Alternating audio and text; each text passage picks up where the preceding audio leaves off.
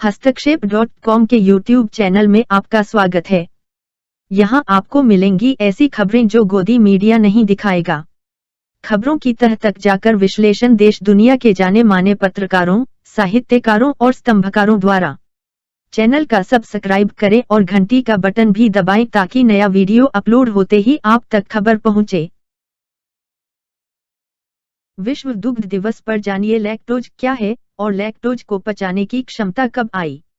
विश्व दुग्ध दिवस पर विशेष यह एक पहेली रही है कि दूध में उपस्थित एक शर्करा लैक्टोज को पचाने की क्षमता सभी मनुष्यों में नहीं पाई जाती।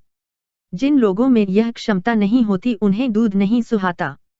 इसके अलावा एक बात यह भी है कि आमतौर पर लैक्टोज को पचाने की क्षमता बचपन में पाई जाती है और बड़े होने के साथ समाप्त हो जाती है। प्रश्न यह है कि यह मनुष्य में लैक्टोज को पचाने की क्षमता कब आई और कैसे फैली। आइए पहले जानते हैं लैक्टोज क्या है।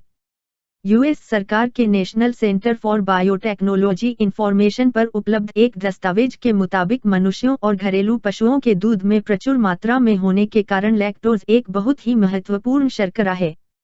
लैक्टोज एक मूल्यवान पोषक तत्व के रूप में एक मूल्यवान संपत्ति है और किण्वन प्रक्रियाओं में मुख्य सबस्ट्रेट है जो कि दही और केफिर जैसे किण्वित दूध उत्पादों के उत्पादन का कारण बना। कुछ मामलों में लैक्टोज भी कुछ बीमारियों के प्रेरक एजेंट के रूप में एक समस्या हो सकती है, जैसे कि लैक्टोज असहिष्णुता और गैलेक्टोसीमिया। लैक्टोज के संश्लेषण और आत्मसात करने के लिए अग्रणी जैव रासायनिक प्रतिक्रियाओं के अध्ययन ने बायोसिंथेटिक और कैटाबोलिक प्रक्रियाओं की समझ के लिए मूल्यवान मॉडल प्रदान किए हैं।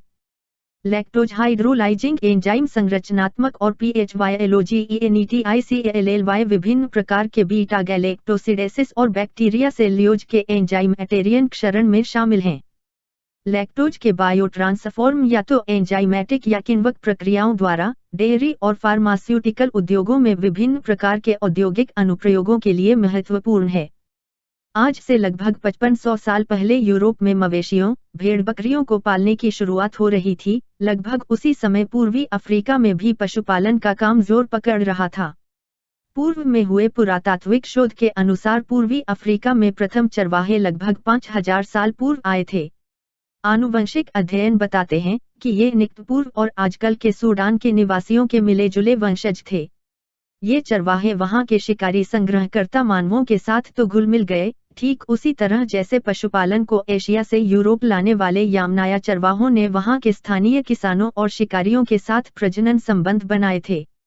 अलबत्ता लगभग 1000 साल बाद भी पूर्वी अफ्रीका के चरवाहे स्वयं को आनुवंशिक रूप से अलग रख सके, यानी उनके साथ संतानोत्पत्ति के संबंध नहीं बनाए और वहां के अन्य स्थानीय लोगों से अलग ही रहे। अपने अध्ययन में शोधकर्ताओं ने प्राचीन समय के लगभग 41 उन लोगों के डीएनए का विश्लेषण किया जो वर्तमान के केन्या और तंजानिया के निवासी थे। उन्होंने पाया कि आजकल के चरवाहों के विपरीत इन लोगों में लैक्टोज को पचाने की क्षमता नहीं थी। सिर्फ एक व्यक्ति जो लगभग 2000 वर्ष पूर्व तंजानिया की गिसीमंगेड़ा गुफा में रहता था, में लैक्टोज को पचाने वाला जीन मिला है, जो इस ओर इशारा करता है कि इस इलाके में लैक्टोज के पचाने का गुण किस समय विकसित होना शुरू हुआ था। इस व्यक्ति के पूर्वज चरवाहे और उसके साथी यदि दूध या दूध से बने उत्पादों का सेवन करते होंगे तो वे किण्वन के जरिए दही वगैरह बनाकर ही करते होंगे, क्योंकि उसमें लैक्टोज लैक्टिक अम्ल में बदल जाता है। मंगोलियन चरवाहे लैक्टोज को पचाने के लिए सदियों से यही करते आए हैं। वीडियो शेयर करें और चैनल सब्सक्राइब करें। घंटा का बटन भी दबाएं।